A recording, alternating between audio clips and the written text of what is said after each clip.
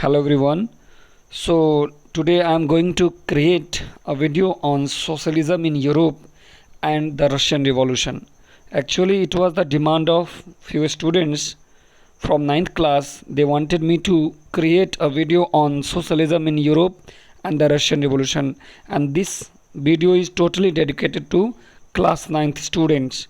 Okay, so in this video I will dictate the first unit of this chapter, and as usual the explanation will be in Hindi, so that try to stay connect, try to watch the whole video. Okay, my request is that please try to watch the whole video in order to prepare it properly. Okay, so friends, socialism in Europe, first of all हम ये जानते हैं कि socialism होता क्या है, समाजवाद है ना।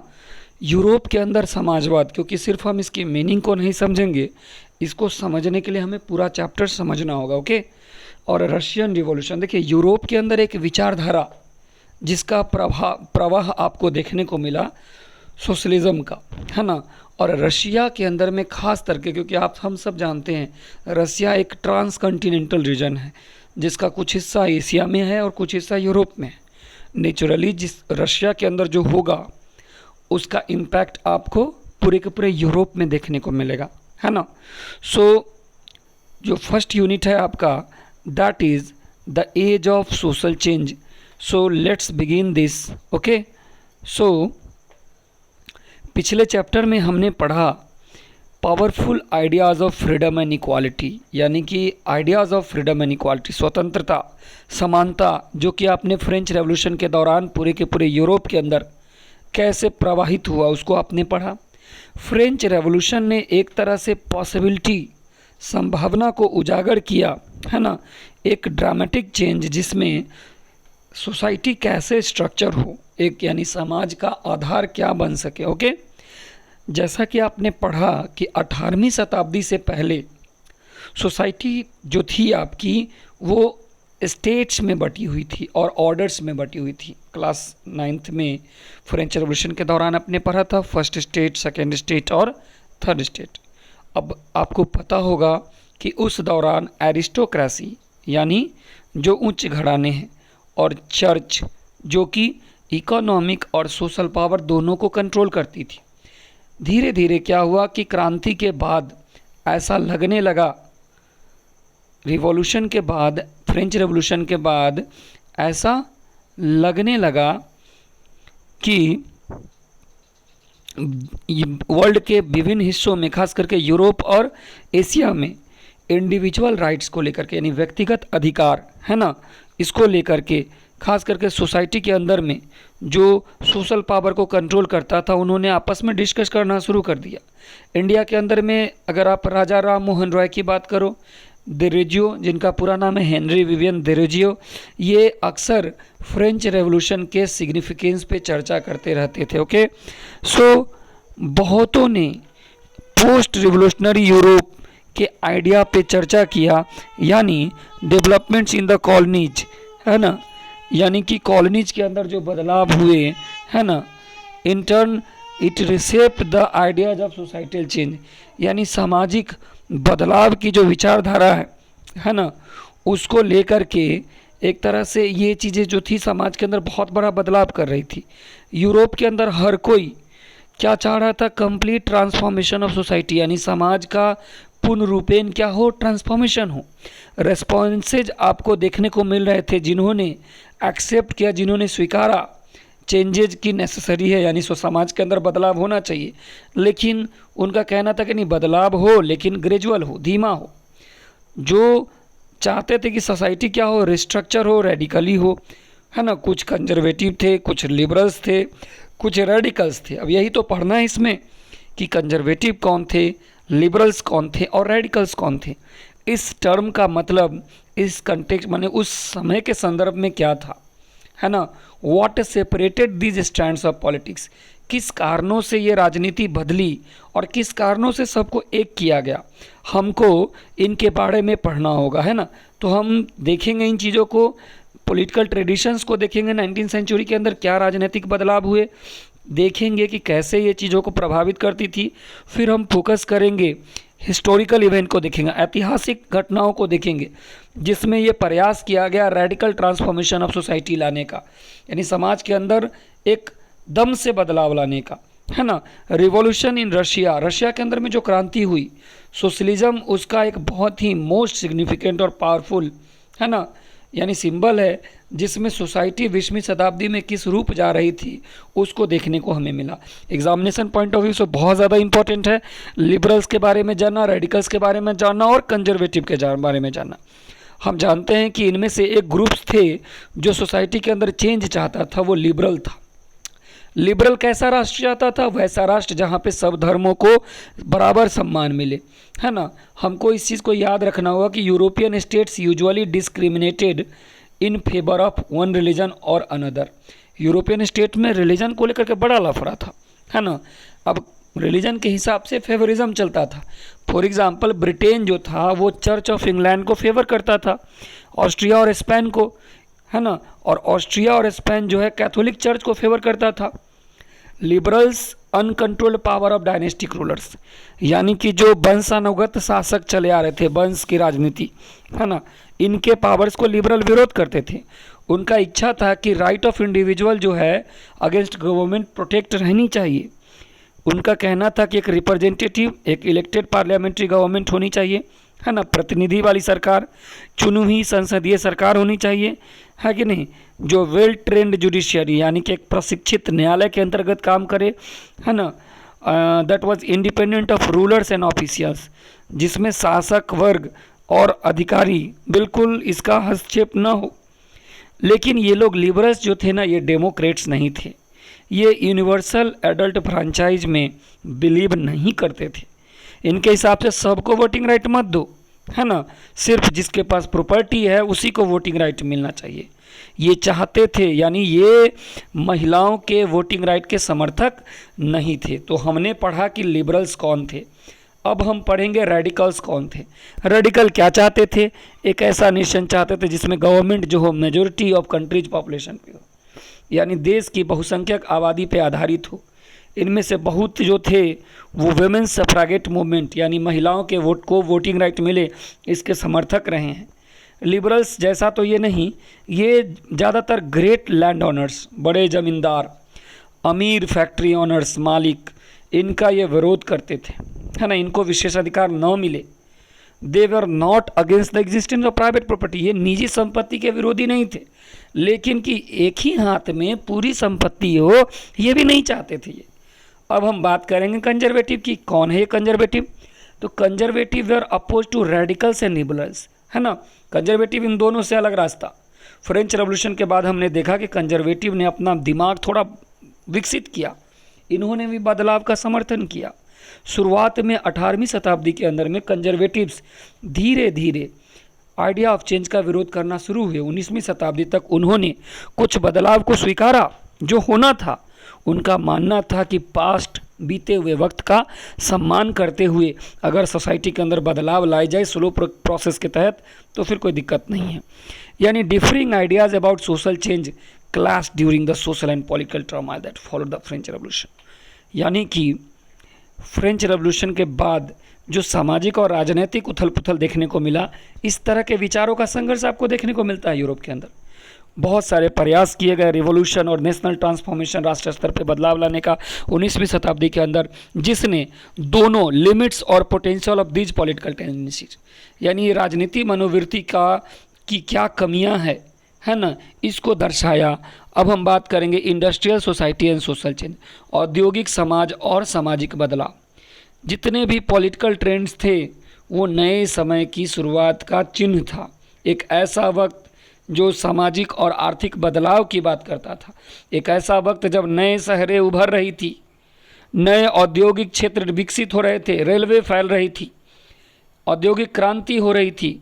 उद्योगपति जितने भी औद्योगिकरण ने क्या किया, मेन, वीमेन और चिल्ड्रेन सबको फैक्ट्रीज में ले आया एक तरह से। यानी कि दुनिया में जब औद्योगिकरण का युग चला, फैक्ट्रीज खुले, इंडस्ट्रीज खुले, तो मजबूरन महिलाएं, बच्चे, है ना, औरतें, पुरुष, सबको फैक्ट्रीज में काम करना पड़ा। काम वर्क आवर्स जो थे ना इतना लंबा था और मजदूरी बहुत कम था, बेरोजगारी बहुत ज़्यादा थी, खास करके लो डिमांड फॉर इंडस्ट्रियल गुड्स, क्योंकि उस समय इंडस्ट्रियल गुड्स की उतनी डिमांड नहीं थी। हाउसिंग और सैनिटेशन ये प्रॉब्लम्स रहे हैं बड़े शहरों के, क्योंकि शहरें विकास कर रही थी।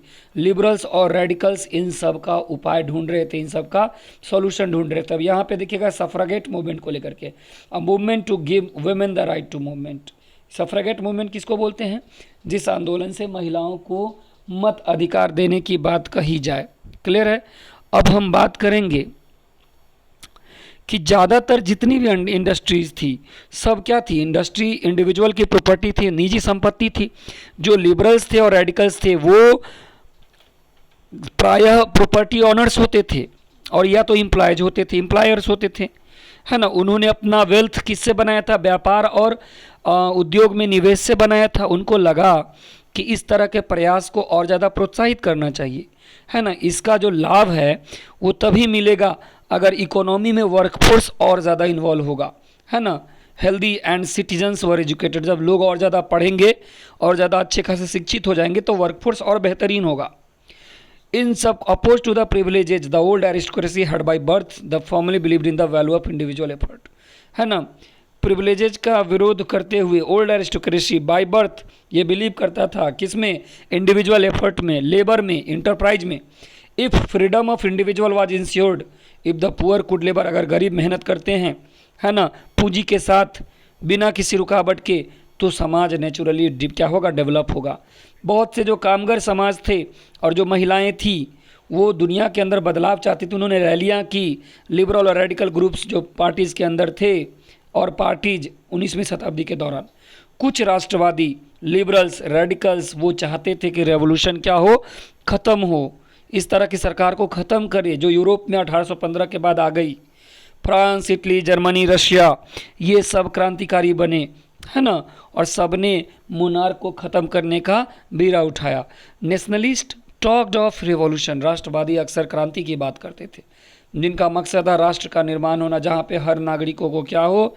बराबर सम्मान मिले। 1815 के बाद मजनी जो इटालियन नेशनलिस्ट था उसने क्या किया? दूसरों के साथ षड्यंत्र किया, है ना। इटली के अंदर नेशनलिस्ट, खास करके इंडिया के अंदर में जो उनके मजनी के लेख को पढ़ें। अब हम पढ़ने जा रहे हैं 1.3 unit, that is coming of socialism to Europe. Europe के अंदर समाजवाद कैसे आया? शायद सबसे ज़्यादा दूर जाने वाला एक तरह से जो विजन है कि कैसे सोसाइटी को बनाना चाहिए वो सोशलिज्म है ना। समाजवाद वो विचारधारा है जिससे हम समाज का निर्माण कर सकते हैं, है ना। 19वीं शताब्दी के मध्य में यूरोप के अंदर खास करके समाजवाद एक जाना पहचाना विचारों का संग्रह था जिसने व्यापक तौर पे, है ना, ध्यान अपनी ओर केंद्रित करवाया लोगों का। समाजवादी कौन थे? अब बात करते कौन थे? सोशलिस्ट। प्राइवेट प्रॉपर्टी के खिलाफ थे, निजी संपत्ति किसी के पास नहीं होनी चाहिए।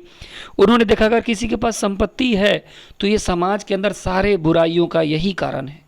क्यों? क्योंकि इंडिविजुअल्स प्रॉपर्टी को कमाता है, उस प्रॉपर्टी से रोजगार देता है कि नहीं। और जिसके पास संपत्ति वो सिर्फ निजी फायदे को सोचता है, यानी जो उसके संपत्ति में काम कर रहा होता प्रॉपर्टी में उसके फायदे का नहीं सोचता है, सिर्फ उसका शोषण करता है ना। सिर्फ उसको हर वक्त यही ध्यान में होता है कि कौन उसकी प्रॉपर्टी को प्रोडक्टिव बनाए और ज़्यादा पैसा जनरेट करे, यानी उसको सिर्फ अपनी भलाई याद रहती है, दूसरे का शोषण याद रहता है। इसीलिए अगर एक सोसाइटी सिंगल इंडिविजुअल के हाथ में सारा प्रॉपर्टी ना हो करके अगर सारी संपत्ति समाज का हो, है ना, तो ज़्यादा ध्यान उस पर दिया जाएगा, सोशल इंटरेस्ट के चीज़ों पे ज़्यादा ध्यान जाएगा, सामाजिक रुचि बढ़ेगी, व्यक्तिगत हित नहीं साधा जाएगा। समाजवादी चाहते थे इस तरह का बदलाव हो और इसके लिए अभियान वो छेड़ना चाहते थे। अब कोई सोसाइटी बिना प्रॉपर्टी के कैसे ऑपरेट होगा? तो फिर सोशलिस्ट समाज का आधार क्या होगा, है कि नहीं। तो समाजवादियों का अलग अलग विजन था फ्यूचर को लेकर के, कुछ मानते थे कोऑपरेटिव्स की विचारधारा में। रॉबर्ट वेवन जो है 1771 से लेकर के 1858 तक एक अंग्रेजी मैन्युफैक्चरर है ना, वो एक कोऑपरेटिव कम्युनिटी बनाता है जिसका नाम है न्यू हार्मनी, कहाँ पे? इंडियाना, जो कि यूएसए के अंदर है। बाकी समाजवादियों को ऐसा लगता है कि cooperative could not build on a wide scale through individual initiative, आप इसको इंडिविजुअल इनिशिएटिव से नहीं बना सकते, इसमें आपको ऐसा चाहिए कि सरकार गवर्नमेंट इनकरेज कोऑपरेटिव, सरकार क्या करे, कोऑपरेटिव्स को प्रोत्साहित करे। फ्रांस के अंदर में उदाहरण के तौर पे लुइस ब्लैंक एक व्यक्ति है, वो चाहता था कि गवर्नमेंट क्या करे, कोऑपरेटिव्स को इनकरेज करे, कैपिटलिस्ट इंटरप्राइजेस को क्या करे, रिप्लेस करे, पूंजीवादी व्यवस्था को खत्म करे और कोऑपरेटिव को लाए। ये जो कोऑपरेटिव्स थे, कौन थे ये लोगों का संग्रह, एसोसिएशन ऑफ पीपल, जो इकट्ठे सामान बनाएंगे और जब प्रॉफिट होगा ना तो जितने सदस्य उसके अंदर काम कर रहे होंगे सबके बीच में बंटवारा होगा। कार्ल मार्क्स के बारे में आपने सुना होगा, वेरी इंपॉर्टेंट नेम है ना in the history of the world. Karl Marx 1818 से लेकर के 1883 तक। दूसरा व्यक्ति का नाम है फ्रेडरिच एंजल्स, 1820 से लेकर 1895 तक। इन्होंने भी अपना विचार दिया। मार्क्स का कहना था कि इंडस्ट्रियल सोसाइटी क्या है, पूंजीवादी है। कैपिटलिस्ट कौन है, जो कैपिटल तो कमाता है फैक्ट्रीज के अंदर, और प्रॉफिट ऑफ कैपिटलिस्ट जो है वो किसके द्वारा लाया जाता है, प्रॉफिट तो वर्कर लाते हैं ना, लेकिन वर्कर की कंडीशन कभी भी इंप्रूव नहीं होती है, क्योंकि उनके द्वारा कमाया हुआ प्रॉफिट तो निजी पूंजीपति अपने हाथ में जमाते रहते हैं। वर्कर्स को क्या करना होगा, मजदूरों को अगर भलाई करना होगा समाज का, तो उनको कैपिटलिज्म को है ना इसको ओवरथ्रो करना पड़ेगा, फेंकना पड़ेगा, यानी निजी संपत्ति का शासन हटाना पड़ेगा। मार्क्स का ये मानना था कि अगर आप अपने आप को पूंजीवादी शोषण से हटाना चाहते हैं तो मजदूरों को एक सोशलिस्ट सोसाइटी का निर्माण करना पड़ेगा, कट्टरवादी समाजवादी समाज की स्थापना करना पड़ेगा, जहाँ पे सारी संपत्ति जो हो सामाजिक रूप से नियंत्रित हो, तब जा करके एक कम्युनिस्ट सोसाइटी, साम्यवादी समाज की स्थापना हो पाएगी। उसका मानना था कि वर्कर्स जीतेंगे जब वो कैपिटलिस्ट के साथ, जब पूंजीपति के साथ संघर्ष करेंगे। कम्युनिस्ट सोसाइटी क्या है, natural society of the future है, भविष्य का एक प्राकृतिक समाज है ना कम्युनिस्ट सोसाइटी, साम्यवादी समाज। अब इस यूनिट का लास्ट सेक्शन है, that is support for socialism, है ना, समाजवाद के प्रति समर्थन। 1870 तक सोशलिस्ट विचारधारा पूरे के पूरे यूरोप के अंदर फैल गई। अब इन प्रयासों को क्रियान्वित करने के लिए समाजवादियों ने एक इंटरनेशनल बॉडी बनाया जिसका नाम था सेकेंड इंटरनेशनल, याद रखिएगा सेकेंड इंटरनेशनल। ओके, इंग्लैंड और जर्मनी के अंदर जो मजदूर थे उन्होंने संगठन बनाना शुरू किया ताकि उनको बेहतर जीवन मिल सके, काम वगैरह, वर्किंग कंडीशन उनकी बेहतर हो सके। उन्होंने फंड वगैरह इकट्ठा किया ताकि मुसीबत के समय में है ना उनको मदद मिल सके। उन्होंने रिडक्शन ऑफ वर्किंग आवर्स, यानी जितना घंटा वो काम करते थे ना उसमें कटौती चाहते थे। उनको राइट टू वोट भी चाहिए था, मत अधिकार चाहिए था। जर्मनी के अंदर में एसोसिएशन जो है बड़ा गंभीरता से काम किया। उन्होंने सोशल डेमोक्रेटिक पार्टी बनाया, है ना, और जिसने पार्लियामेंट्री सीट जीतने में मदद दिलाई। 1905 तक सोशलिस्ट, समाजवादी, ट्रेड यूनिस्ट, व्यापारियों का समूह, व्यापार संघ, इन सब ने एक लेबर पार्टी बनाया। क्या बनाया, लेबर पार्टी बनाया। कहाँ पे, ब्रिटेन में। और सोशलिस्ट पार्टी बनाया कहाँ पे, फ्रांस के अंदर में। 1914 तक समाजवादी कभी भी सरकार बनाने में सफल नहीं हुए यूरोप के अंदर, है ना, क्योंकि पार्लियामेंट्री पॉलिटिक्स में उनके अगेंस्ट में बड़े बड़े चेहरे थे, है ना। उनके विचार, है ना, लेजिस्लेशन को प्रभावित जरूर किया।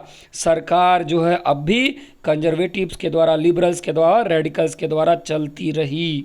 Okay, so this is about I think the first unit. So class 9th I will request to please watch the whole video. आप पूरा वीडियो देखिएगा, है ना।